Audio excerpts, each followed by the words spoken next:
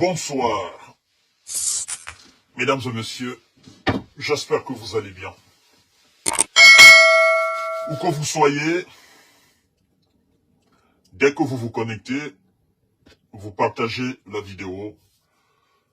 Nous allons faire un petit live. Rapidement, on ne sera pas long. Oui, nous allons parler de l'Occident et de la Russie. Nous allons parler des belligérants. On ne dira plus les co-belligérants dans la guerre en Ukraine. On dira les belligérants. Et je vais vous prouver dans cette vidéo, pour ceux qui disent souvent, pourquoi la Russie, avec son armada militaire, n'arrive toujours pas de finir avec la petite armée ukrainienne. Je vais vous dire, je vais vous démontrer par A plus B dans cette vidéo que la Russie a battu l'Ukraine en une semaine, premièrement. La Russie a battu l'Occident une première fois. Elle l'a battu une deuxième fois. Elle l'a même battu une troisième fois. Et nous nous apprêtons à assister à une quatrième victoire des armées russes face aux Occidentaux.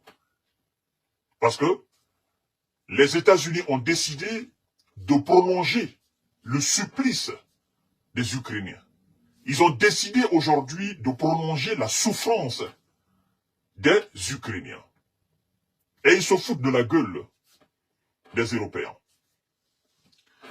Mesdames et messieurs, partagez la vidéo dans tous les groupes possibles.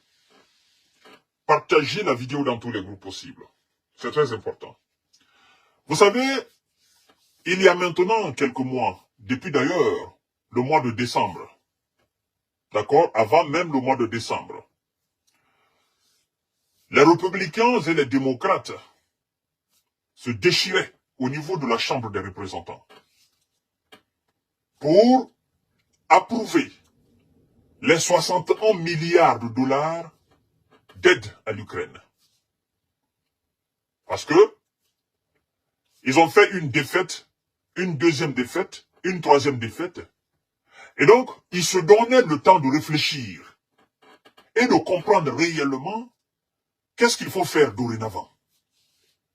Et donc, ça a été voté aujourd'hui. Les 61 milliards ont été votés aujourd'hui au niveau du Congrès. N'est-ce pas? Il reste le Sénat qui va rapidement adopter cela rapidement. Et puis, M. Joe Biden va promulguer. Et puis, ils vont commencer à livrer des armes à l'Ukraine. Mesdames et messieurs, pourquoi je vous dis que la Russie risque encore de l'emporter face aux Occidentaux? Vous savez, dès les premières semaines du conflit russo-ukrainien, dès les premières semaines, la Russie a neutralisé complètement l'Ukraine. Complètement. Il n'y avait plus rien ne restait. Base militaire, tout. La Russie a neutralisé l'Ukraine. Ça n'a même pas pris une semaine. Et quand les Américains et leurs alliés ont compris réellement que la Russie n'allait pas se limiter là, ils sont entrés dans la danse. Ils étaient déjà dans la danse. Ils avaient déjà des armes sur le terrain. Mais tout a été neutralisé au bout de quelques jours, dès le début. Ils se sont érigés en mur derrière l'Ukraine. Ils ont été battus. La première fois, ils ont été battus. Et la Russie est entrée même dans les tréfonds de l'Ukraine. Ils sont venus avec des armes occidentales, avec des instructeurs, avec tout ce qu'ils avaient à l'époque, dans les années 2022. Ils sont venus avec tout. Et ils ont repris quelques coins, quelques villages, quelques villes. C'est pourquoi vous entendez parler, telle ville, La Russie avait récupéré telle ville dès les premières heures, et puis l'Ukraine a repris. C'était les Occidentaux. Vous comprenez? Et puis, qu'est-ce qui s'est passé? Après avoir effectué tout ce combat, la Russie a changé alors de tactique. Elle a repris les mêmes coins, des mains dorénavant des Occidentaux. Non pas des Ukrainiens, mais des Occidentaux. Il y a eu beaucoup de disparus, beaucoup de morts. Ça a frappé dans tous les sens. Ça a été la deuxième défaite des Occidentaux. Et comme ils ont compris que tout ce qu'ils envoyaient, parce que pour eux, c'était quelque chose qui devait se terminer rapidement. Comme Joe Biden lui-même, il a dit qu'il ne pensait pas que ça pouvait prendre une semaine. Parce que pour lui, ils allaient régler ça rapidement. Ils ont envoyé des armes légères occidentales. Ça n'a pas changé grand-chose. Ils ont vu du lourd en face. Et ils ont envoyé du lourd qui était dans leur stock. Cela n'a pas fait grande différence sur le terrain. Et quand les responsables russes ont compris que l'Occident était vraiment s'était mis véritablement sur son pied, les responsables russes ont démarré, n'est-ce pas, l'industrie militaire russe. Ils ont mis du pognon dedans. Et donc, c'est devenu une véritable guerre entre l'Occident et la Russie. Nous avons assisté à des conférences à Bruxelles, à des conférences à Finlande, à des conférences où encore, où les sommes faramineuses étaient votées. Des centaines de milliards de dollars, du côté américain, du côté européen, pour acheter des armes et des munitions. Mais puisque la Russie avait déjà redémarré ses usines militaires, ils ont préparé la contre-offensive. Parce que la Russie était maître sur le terrain. Ils ont préparé la contre-offensive. Parce que l'Ukraine n'avait plus de munitions, n'avait absolument plus rien. Après la défaite lourde à Bakhmut, il n'y en avait plus. Il n'y en avait plus. Il n'y avait plus de soldats. Donc, ça a été une troisième défaite face à l'armée russe. Il n'y avait plus de soldats, il n'y en avait plus de munitions. Ils ont envoyé des jeunes Ukrainiens partout, dans tous les grands pays d'Europe, aussi aux États-Unis, pour les former. Ils ont envoyé en Grande-Bretagne, ils ont envoyé en France, ils ont envoyé aux États-Unis, ils ont envoyé au Danemark, ils ont envoyé en Hollande. Ils ont envoyé partout pour les former. À la hâte. Et après quelques 3 mois, quelques 6 mois de formation, on les a envoyés. Les États-Unis ont envoyé des armes. Donc c'était alors la somme de tout ce qui a été du côté occidental pour lancer la contre-offensive. C'était la troisième bataille. Je suis en train de vous faire le récapitulatif des victoires russes et des défaites occidentales sur le terrain. C'était alors la préparation de la troisième bataille entre la Russie et l'Occident. Monsieur Anthony Blinken, le secrétaire d'État américain, nous a dit que l'Ukraine a suffisamment d'armes maintenant pour mener à bien sa contre-offensive. Les généraux sur les plateaux de télévision en France, en Allemagne, ont tous dit que l'Ukraine avait suffisamment. Même le secrétaire, n'est-ce pas, à la défense, M. Lloyd Austin, à la défense américaine, a dit que l'Ukraine avait suffisamment d'armes. Pour ne pas dire, nous avons suffisamment d'armes, ou nous avons mis suffisamment d'armes à la disposition, n'est-ce pas, de l'Ukraine, mais aussi de la Légion internationale qui se trouve sur le terrain en Ukraine, afin de repousser les Russes. C'est en ce moment, le terme dérussification de l'Ukraine est apparu. Dans la contre-offensive, nous allons dérussifier l'Ukraine. Mais parmi eux, il y en a eu quelques-uns, saints d'esprit, qui ont tiré la sonnette d'alarme. En disant quoi? En disant, attention, attention, attention. Nous sommes en train de faire une erreur monumentale.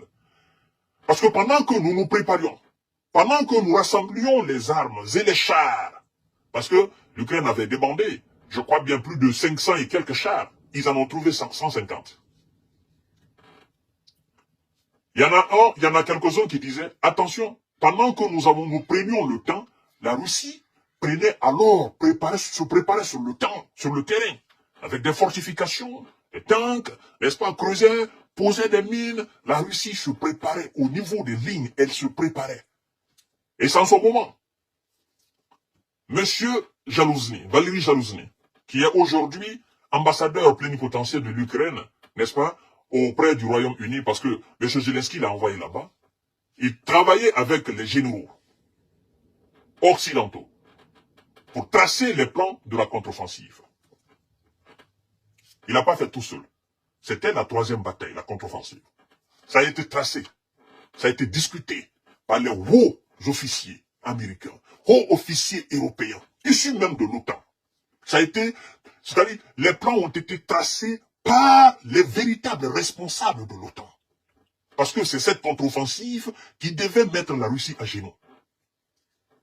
C'était la troisième bataille. Et c'était la bataille la plus attendue du côté occidental. Parce que c'est-à-dire, on croyait dur comme fer à la victoire pendant, n'est-ce pas, la contre-offensive. Et qu'est-ce qui s'est passé? Qu'est-ce qui s'est passé? Déroute totale. La contre-offensive n'avait même pas commencé, elle était finie. Elle était finie. Rapidement, ils se sont rendus compte que tout ce qu'ils avaient préparé, c'est-à-dire tout ce qu'ils avaient tracé comme plan, pendant que eux-mêmes ils traçaient les plans, il y avait déjà des responsables russes autour de la table avec eux. Parce que quand je dis responsables russes, il y en avait déjà des gens avec eux qui donnaient les informations à la Russie. Je ne m'en rendais pas compte. C'est après, plus tard, eux-mêmes, ils se sont rendus compte que oui, avant même que la contre-offensive ne soit lancée, la Russie avait déjà le plan. L'état-major russe avait déjà le plan de la contre-offensive. Comment elle a fait pour l'avoir? La guerre, c'est la guerre. La contre-offensive a été lancée. Après donc, déblocage encore de milliards de dollars. Des chars Abrams. Des systèmes anti-défense aériens. Des léopards américains. Des challengers britanniques. Des obus. Parce que je ne pense pas que la France a accepté de donner des chars Leclerc. Des véhicules blindés français. Plus tard, les Ukrainiens diront que les véhicules blindés, même français, que ce n'étaient pas des véhicules blindés. Ils ont été inutiles. Les Ukrainiens eux-mêmes, ils se sont mis à critiquer les véhicules que la France avait envoyés. Les obus ont été donnés. Tout a été donné. Pour la réussite de cette contre-offensive. Et pendant ce temps, Vladimir Poutine a dit quoi? Il a dit, en 2023, parce que ça sera en 2022, il a dit en 2023, nous allons produire plus de chars, plus de munitions que l'Occident réuni ne peut produire et fournir à l'Ukraine. L'Occident réuni ne peut produire et fournir à l'Ukraine. Et quand ça a commencé la contre-offensive, pendant que eux, ils tiraient les 5 000, les 6 000, les 10 000 obus, la Russie de son côté tirait dans les bandes de 30 000, 35 000. Chaque jour. Je ne vous parle pas de moi, c'est chaque jour. Alors ils se sont rendus compte qu'ils avaient fait une erreur monumentale. Mais puisque il y a de l'orgueil surdimensionné qui remplit leur cœur, leur poitrine, ils se disent non, on ne peut pas, on est allé très loin pour maintenant reculer. Parce que si on recule, c'est le monde entier qui nous regarde. Donc, ils ont échoué. Et ça a été une victoire pour la Russie. Troisième victoire pour la Russie. Parce que dites-moi, vous, qui dites souvent, oh non, pourquoi la Russie n'arrive pas à finir rapidement avec la petite armée ukrainienne? Je vous pose la question. Je vous pose la question. Avant la contre-offensive, avant que les Occidentaux ne préparent la contre-offensive, avant cela, comment était l'Ukraine? Mais l'Ukraine était à bout. Il n'y en avait plus rien en face. Il n'y en avait plus rien. C'est-à-dire, je parle juste après la bataille de Bakhmout. Parce que la contre-offensive, c'est après la défaite, n'est-ce pas, les Occidentaux face aux hommes de Prigogine à Bakhmout. Après la défaite à Bakhmout, l'Ukraine, c'était quoi? Il n'y avait plus rien, il n'y avait plus d'armes, il n'y avait plus de soldats, il n'y avait plus rien. Et donc, si on restait juste là, sans aide, de l'Occident, sans formation d'autres soldats, sans déblocage, n'est-ce pas, des centaines de milliards encore, sans donner des charges, sans rien, sans fourniture, ni rien. Pensez-vous qu'on parlerait aujourd'hui encore de cette situation-là? Je ne vous parle même pas des premières semaines. Non, on ne parlera plus. C'est pourquoi les Russes disent, nous faisons face aux Occidentaux.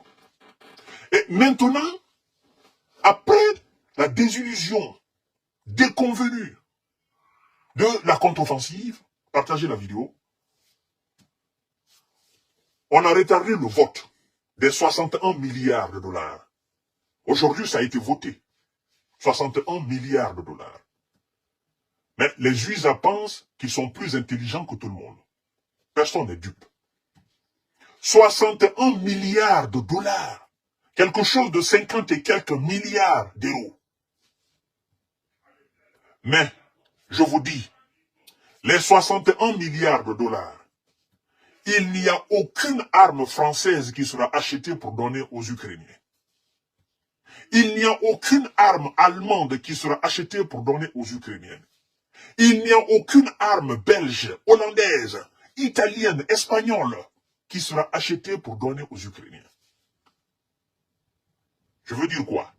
Il n'y a aucune arme d'un autre pays de l'OTAN qui sera achetée pour donner à l'Ukraine.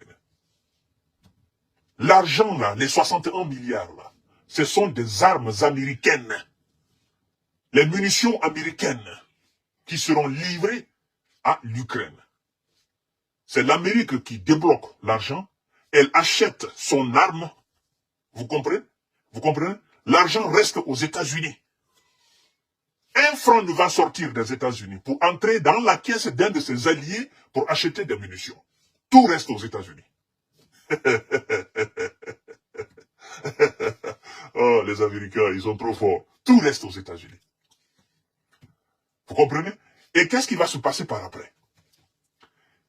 Il sera imposé sur les autres alliés.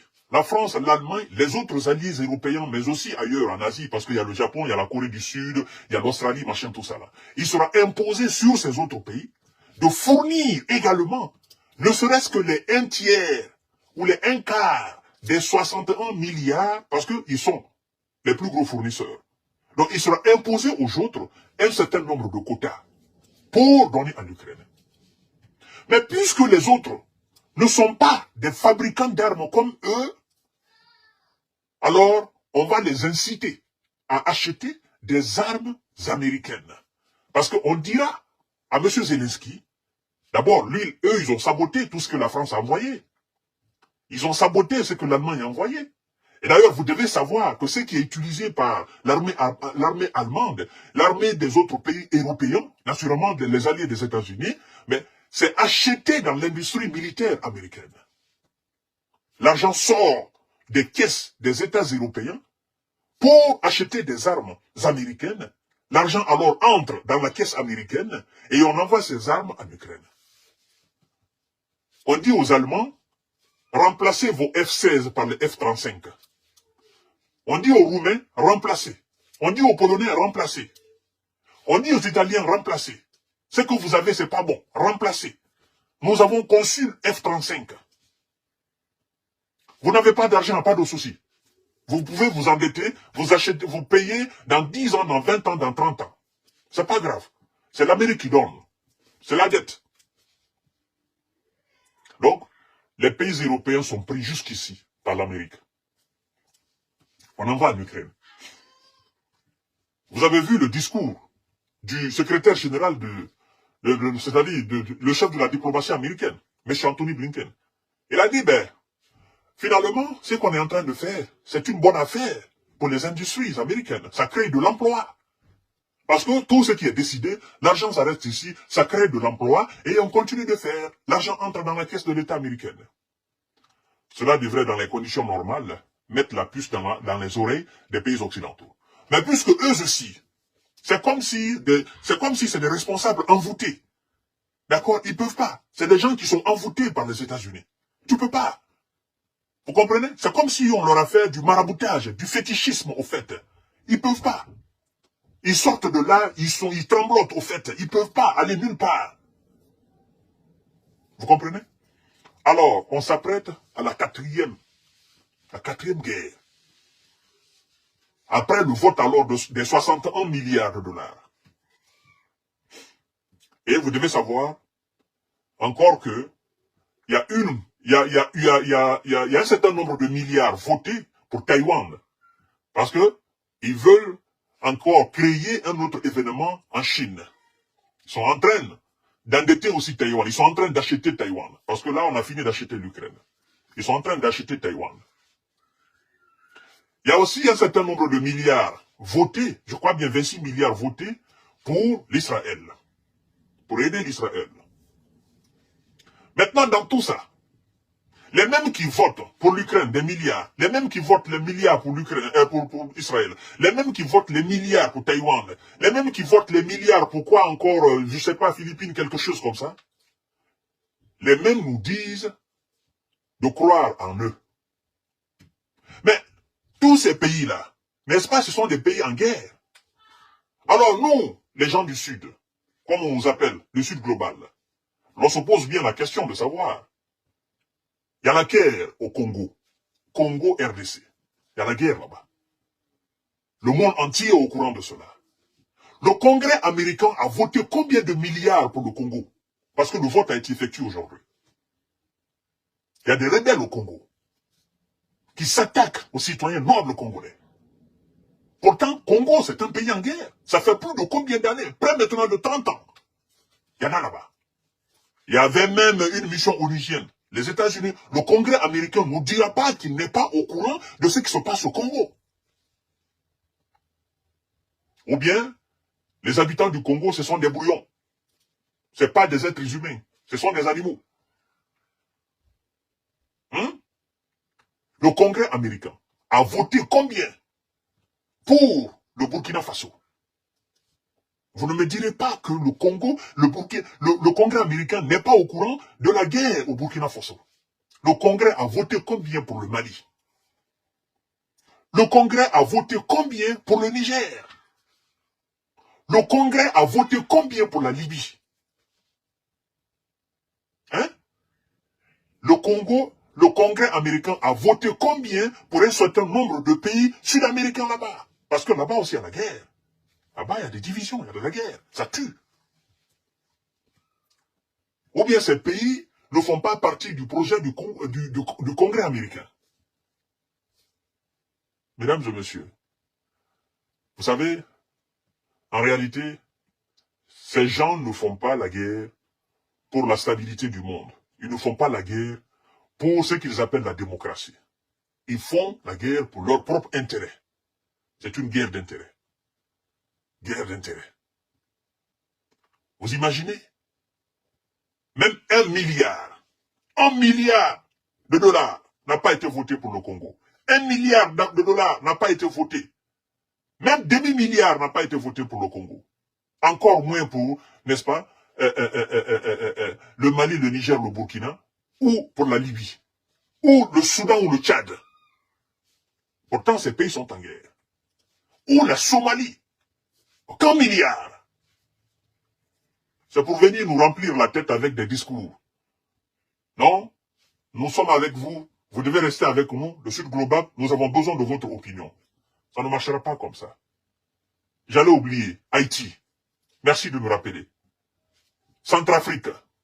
Tous ces pays. Combien de milliards le Congrès américain a voté? Aucun. Aucun. Alors, c'est la quatrième guerre que les États-Unis préparent maintenant pour la Russie. Parce qu'ils ont dit, j'ai entendu quelques officiers témoigner dans l'anonymat qui ont dit, c'est voté, les 61 milliards sont votés, et puis la semaine qui suit là, nous allons commencer à fournir des armes à l'Ukraine. La question qu'il faille se poser à ce niveau, qu'est-ce que ça va changer sur le terrain? Ça ne va rien changer.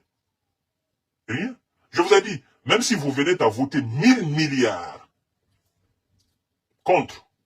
pour acheter des armes contre l'Ukraine, contre la Russie, ça ne va absolument rien changer.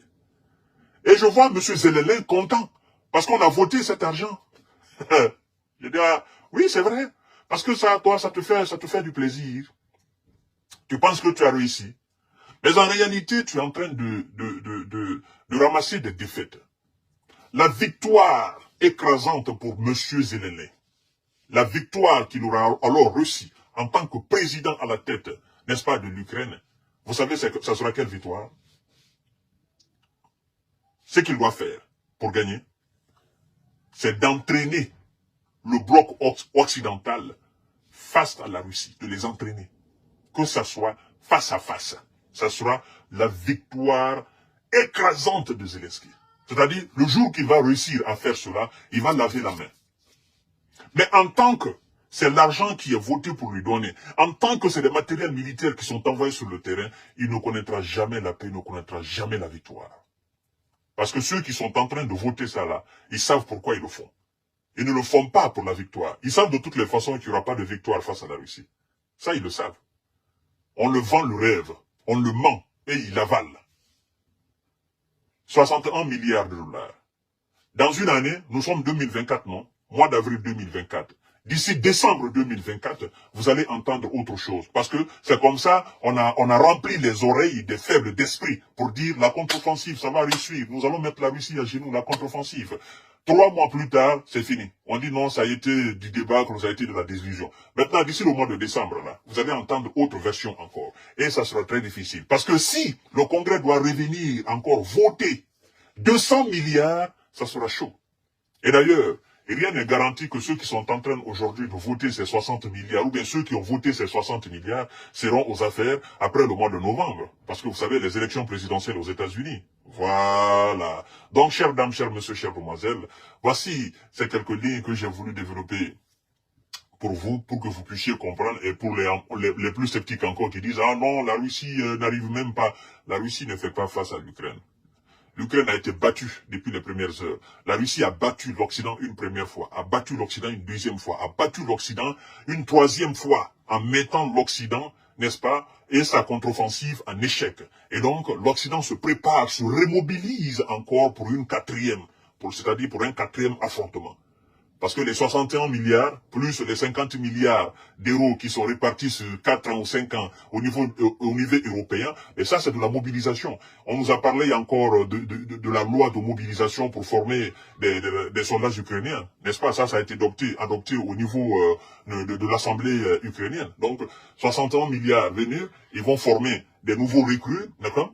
Et puis qui iront sur le terrain, et puis après, d'ici 3 mois, 4 mois, 6 mois, ils vont sortir encore une autre version. Ils diront, ah non, et voilà, avant même qu'on ne commence, la Russie avait déjà le plan. Mais moi je vous dis, je vous préviens cette fois-ci, vous avez l'expérience de la contre-offensive, l'échec de la contre-offensive. Le plan a été tracé. Vous avez dit qu'avant même que la contre-offensive ne commence, la Russie avait déjà le plan de la contre-offensive. Cette fois-ci, le plan que vous allez tracer, faites en sorte que ça ne tombe, n'est-ce pas, des mains russes avant même que vous ne commencez l'opération. Parce que après, ça sera de la rigolade. Et ceux qui vous donnent de l'argent, ceux qui vous donnent des matériels, les populations dans ces différents pays, certainement vont se révolter pour dire, ben écoutez, vous nous prenez pour des clowns. C'est notre argent que vous prenez pour envoyer là-bas. Même si c'est des armes, c'est nous qui achetons, c'est le contribuable américain. Et nous avons des problèmes ici. Nous avons des SDF dehors. D'accord, nous avons des drogués, nous avons des malades, nous avons des auberges, nous avons tas de problèmes aux États-Unis. Mais malgré tout ça, nous fermons les yeux, nous vous envoyons notre argent. Vous ne parvenez pas à mettre la Russie à genoux, ben ça suffit quoi. On en a marre, n'est-ce pas? Et ils vont certainement vous faire savoir leur ras-le-bol. Eh ben, ils ont raison de toutes les façons. Donc, chères dames, chers messieurs, chères demoiselles, à tout à l'heure pour notre série d'informations de décortiquage. J'ai voulu vous faire ce live-là ce soir. Merci beaucoup. Partagez la vidéo dans tous les groupes possibles. Occidentaux, européens, surtout, réveillez-vous. Sinon, les Américains, aujourd'hui, ils marchent sur vous, hein, mais ils vont dormir sur vous demain.